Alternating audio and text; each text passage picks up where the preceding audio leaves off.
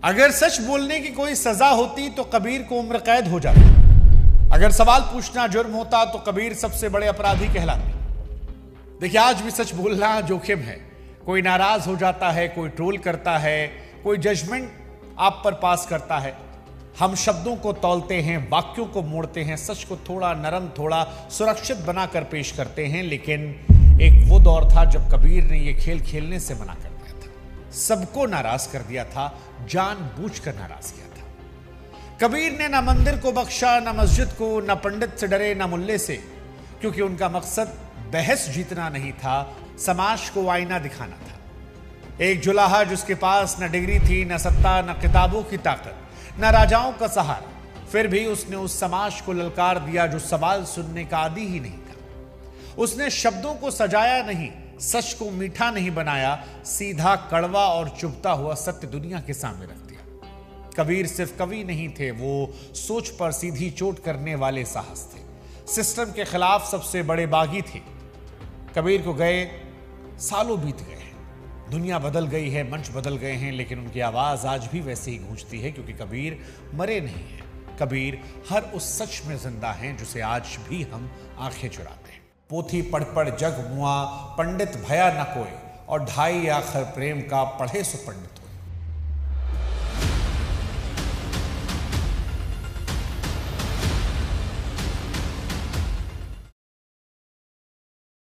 नमस्कार, मैं हूं शुभांकर मिश्र और भक्ति बुक का आज की कहानी कबीर को लेकर है। कबीर, जिनको लेकर पहला सवाल मेरे जहन में आता है कि क्या कबीर दुनिया के पहले कंटेंट क्रिएटर, रोस्टर थे? देखिए, आज के दौर में जिसे हम रोस्टिंग कहते हैं या पाखंड पर फैक्ट चेक लगाते हैं, कबीर ने यह काम कई सौ साल पहले कर दिया था। फर्क बस इतना था कि कबीर के दौर में हाई स्पीड इंटरनेट नहीं था, लेकिन उनके दोहे किसी वायरल रील से कम नहीं थे। कबीर शायद आज होते तो अपना अकाउंट वेरीफाई भी ना करवाते, क्योंकि उन्हें ब्लू टिक की नहीं, उस खरे सच की भूख थी जो सत्ता के गलियारों में सन्नाटा खींचते।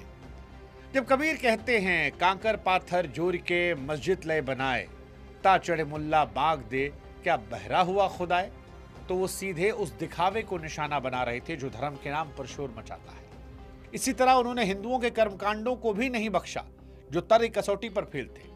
उनका कहना था कि अगर पत्थर पूजने से भगवान मिल जाते तो मैं पूरा पहाड़ पूज लेता, उससे अच्छी तो घर की वो पत्थर की चक्की है जिससे कम से कम अनाज तो पिसता है, लोगों का पेट भरता है।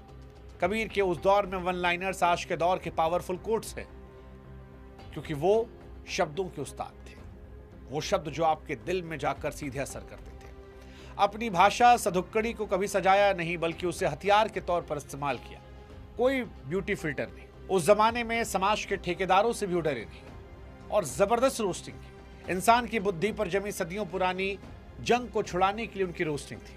कबीर जानते थे कि लंबी लंबी बातें लोग सुनना नहीं चाहते, इसीलिए दोहे चुने, सिर्फ 2 लाइन और पूरा मैसेज किया, और बहुत बड़े बड़े सवाल छोड़ गए। धर्म बड़ा या इंसानियत, कबीर ने विवाद को देखिए कितनी खूबसूरती सुलझा दिया। धर्म के नाम पर बटे समाज में कबीर ने एक ऐसी लकीर खींची थी जिसे आज के पॉलिटिकल नैरेटिव भी पार नहीं कर सकते। उन्होंने साफ कह दिया कि राम और रहीम अलग नहीं है, वे तो सत्य के 2 अलग अलग यूजर नेम हैं। कबीर ने खुद को किसी एक दायरे या कम्युनिटी में नहीं बांधा। उनके लिए इंसानियत ही सबसे बड़ा और इकलौता धर्म था। उन्होंने दुनिया को सिखाया कि सिर्फ माथे पर तिलक लगाने, हाथ में माला फेरने या लंबी दाढ़ी रखने से कोई खुदा के करीब नहीं पहुंचता। ये सब तो बाहरी ब्रांडिंग है, असली खुदा तो वहां है जहां प्रेम और करुणा है। उनका विचार था कि पोथी पढ़ पढ़ जग मुआ, पंडित भया न कोई, और ढाई आखर प्रेम का पढ़े सो पंडित हुए। आज हम भगवान को मंदिरों और मस्जिदों के कोऑर्डिनेट्स पर ढूंढ रहे हैं, लेकिन कबीर का जीपीएस कुछ और कहता था।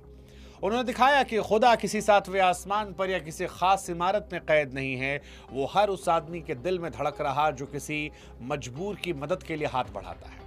आज जब हम अपनी पहचान को लेकर इतने उग्र हो जाते हैं, तब कबीर हमें याद दिलाते हैं कि कफन का कोई रंग नहीं होता, राख की कोई जात नहीं होती। उनका संदेश साफ था, अगर आप एक अच्छे इंसान नहीं बन सकते तो आपकी धार्मिक पहचान सिर्फ एक फेक प्रोफाइल से ज्यादा कुछ भी नहीं। सवाल ये कि क्या कबीर जैसा एक साधारण जुलाहा सिस्टम को चुनौती दे सकता है? देखिए, कबीर पेशे से जुलाहा थे, कपड़े बनते थे, सादगी से अपना जीवन बिताते थे, लेकिन उनका दिमाग आज के कंप्यूटर से भी तेज था।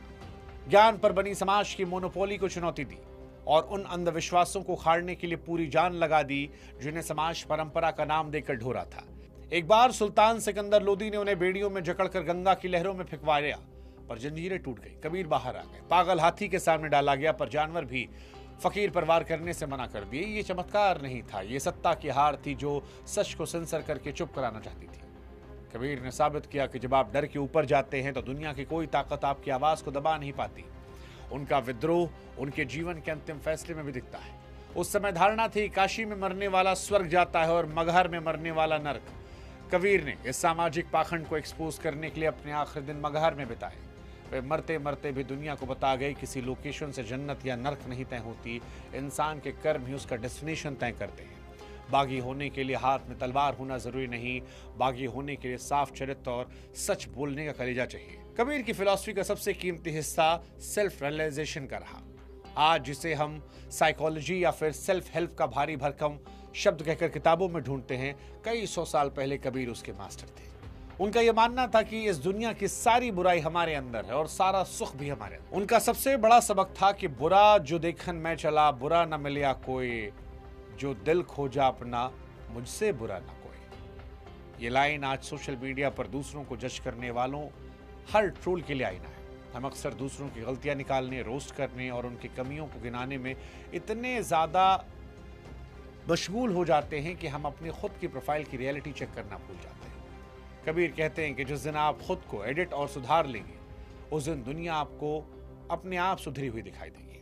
उन्होंने सिखाया कि जीवन को कैसे सहज भाव से जिया जाए, जिसे वो सहज समाधि कहते थे। आज बड़ी विडंबना है, कबीर के नाम पर लोग बहुत ज्ञान बांट रहे, बड़े बड़े सेमिनार हो रहे, लेकिन कबीर की रूह इस शोर में कहीं दब गई। कबीर तो शून्य होने की बात करते थे, वो अहंकार को डिलीट करने की बात करते थे, और आज लोग ज्ञान का डेटा इकट्ठा करके भारी बोझ लिए घूम रहे हैं। कबीर का असली मार्गदर्शन यही है कि दूसरों पर उंगली उठाने से पहले अपने अंदर झांको और अपने खुद के पाखंड का फैक्ट चेक करो। कबीर को आज सिर्फ एक पुराने कवि की तरह याद करना सबसे बड़ी हार है। कबीर तो वो बागी थे जो आज के दौर के हर झूठे नैरेटिव को अपनी एक 1 लाइनर 2 लाइनर से ढेर कर देते थे। कबीर आज धूल भरी किताबों में नहीं, वो इस आवाज में है जो आज भी गलत तो गलत कहने की हिम्मत रखती है। कबीर का जाना भी संदेश था कि फूल बन जाओ ताकि सबको महका सको, कफन की तरह मत रहो जो सिर्फ जमीन में दफन हो जाता है। कबीर इतिहास का हिस्सा नहीं है, कबीर हर दौर की समस्या है। कबीर को लोग पूछ सकते हैं पर मानना भी मुश्किल है। कबीर को पढ़ना आसान है, लेकिन कबीर को जीना मुश्किल है। और शायद इसी वजह से कबीर आज भी सबसे असुविधाजनक सच है। कबीर की कहानी आपको कैसी लगी? कोई खास हिस्सा आप सुनना चाहें कबीर के जीवन का तो आप लिख सकते हैं, हम आपको भविष्य में सुनाएंगे। कोई और कहानी सुननी हो तो भी लिखिएगा। फिलहाल आज की कहानी में इतना ही।